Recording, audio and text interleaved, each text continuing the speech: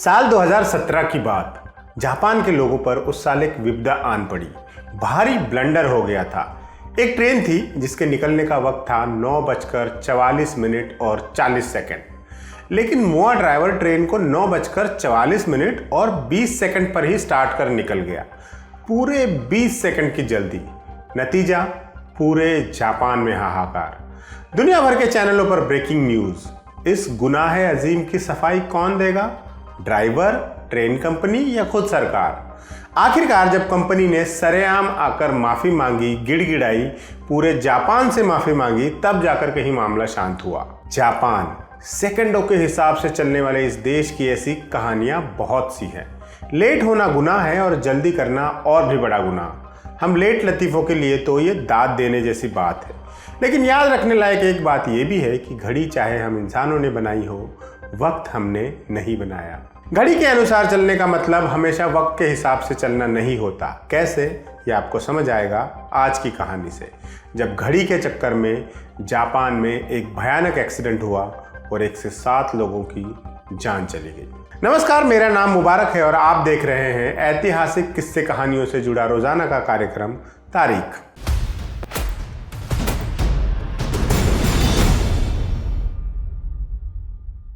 Kyoto याद है आपको?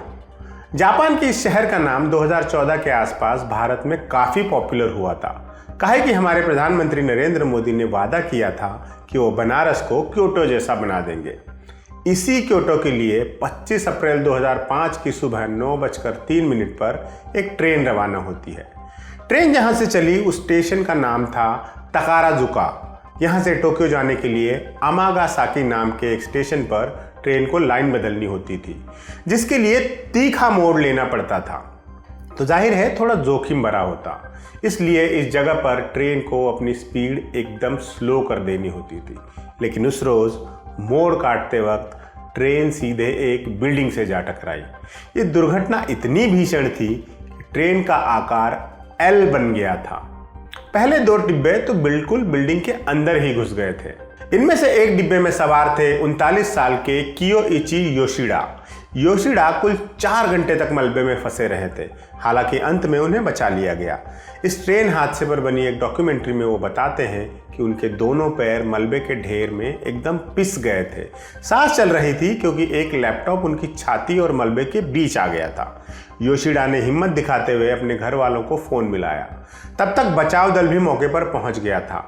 लोगों को बचाने की कोशिश में लगा हुआ था, लेकिन इस काम में काफी देर लग रही थी। वो लोग ड्रिल या तेजी से काटने वाली किसी मशीन का इस्तेमाल नहीं कर सकते थे, क्योंकि ट्रेन जिस बिल्डिंग में जा घुसी थी वहां एक कार पार्किंग थी और कारों से निकला तेल चारों तरफ फैल गया था, जिसमें एक छोटी सी चिंगारी से भी आग लग सकती थी। बहरहाल कई घंटों की मशक्कत के बाद बचाव कर्मचारी योशिडा तक पहुंच पाए, लेकिन अभी भी संकट टला नहीं था। योशिडा को सीधे मलबे से नहीं निकाला जा सकता था। जैसा कि पहले बताया, उनका पैर मलबे में दब गया था। ऐसे मामलों में खून में मायोग्लोबिन नाम का एक प्रोटीन रिलीज होता है, जिससे किडनी फेलियर की संभावना बहुत ज़्यादा बढ़ जाती है। इस फिनोमेना को क्रश सिंड्रोम कहते हैं। अगर इस दौरान दबे हुए अंगों से अचानक भार हटाया जाए तो ऊतकों में अत्यधिक ऑक्सीजन रिलीज होती है और इंसान की शॉक से मौत भी हो सकती है। ऐसी मौत को स्माइलिंग डेथ भी कहा जाता है, क्योंकि इस दौरान आदमी अनायास मुस्कुराने लगता है। खुशकिस्मती से योशिडा की किस्मत में ये वाली मुस्कुराहट नहीं थी। वो मुस्कुराए, लेकिन इलाज के बाद, पूरी तरह ठीक होने के बाद। हालांकि पहले और दूसरे डिब्बे में बैठे सब लोगों की किस्मत ऐसी नहीं थी। कुल 107 लोग मारे गए थे, जिनमें ट्रेन का ड्राइवर भी शामिल था। अब बारी थी इन्वेस्टिगेशन की। जापान में ट्रेन हादसे काफ़ी रेयर होते हैं।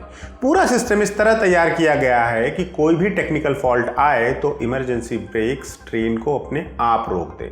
लेकिन इस सिस्टम में एक चीज़ का ध्यान नहीं रखा गया था, इंसानी गलती का। और इस मामले में शुरुआती तहकीकात में सारी गलती ड्राइवर की लग रही थी। उस रोज़ ड्राइवर से क्या गलती हुई थी जानेंगे, लेकिन उससे पहले जापान के इतिहास से जुड़ी एक ऑडियो बुक के बारे में बताते हैं।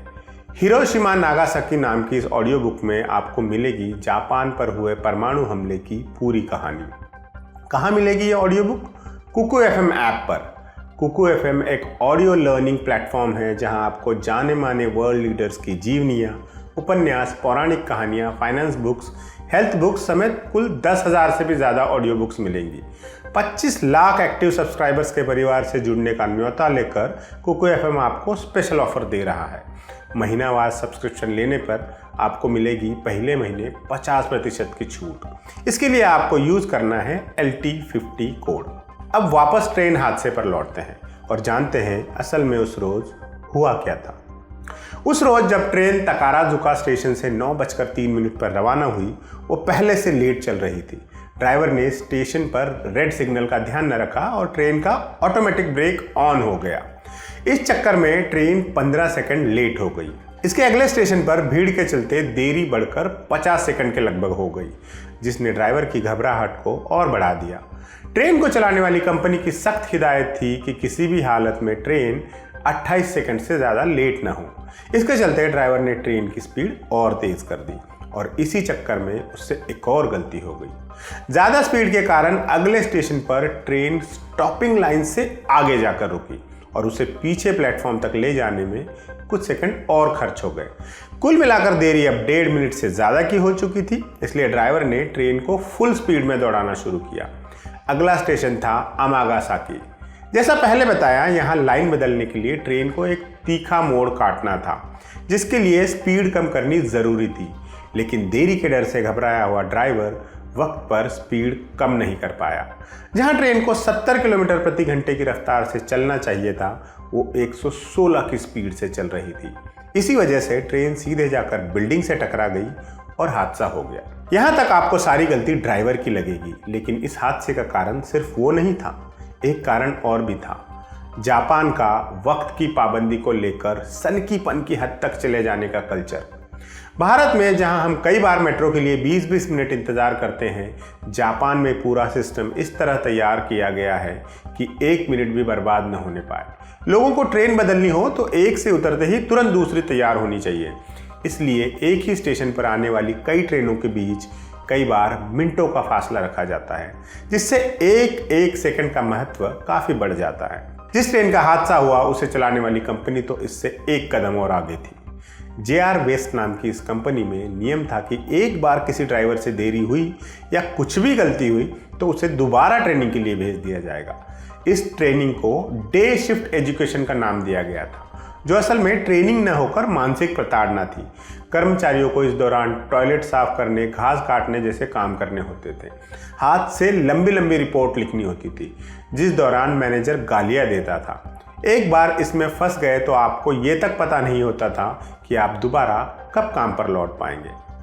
हादसे के बाद पता चला कि उस ट्रेन का ड्राइवर भी एक बार रीट्रेनिंग के लिए भेजा जा चुका था और इसी डर से संभवतः उसने टाइम कवर करने के लिए ट्रेन की स्पीड तेज की थी। ट्रेन जब पटरी से उतरी उसने ब्रेक मारने की कोशिश भी की थी, लेकिन हड़बड़ाहट में उसने इमरजेंसी ब्रेक के बदले सर्विस ब्रेक दबा दिए, जो इस परिस्थिति के लिए नाकाफी थे। बाद में इस हादसे की जिम्मेदारी लेते हुए JR वेस्ट कंपनी के अध्यक्ष ताकेशी काकीउची ने तुरंत अपने पद से इस्तीफा दे दिया था। साल 2009 में एक और अधिकारी मसाओ यामाजाकी के ऊपर लापरवाही का केस चला, लेकिन कोर्ट ने उन्हें दोषी मानने से इनकार कर दिया। जिस बिल्डिंग से ये ट्रेन टकराई थी उस जगह पर एक स्मारक बनाया गया है और आज भी बिल्डिंग का एक हिस्सा ज्यों का त्यों रखा गया है। इसी के साथ आज का एपिसोड यहीं समाप्त करते हैं। इतिहास से जुड़ी ऐसी ही रोचक कहानियों के लिए आप कुकू FM ऐप की मदद ले सकते हैं। लिंक आपको डिस्क्रिप्शन में मिल जाएगा।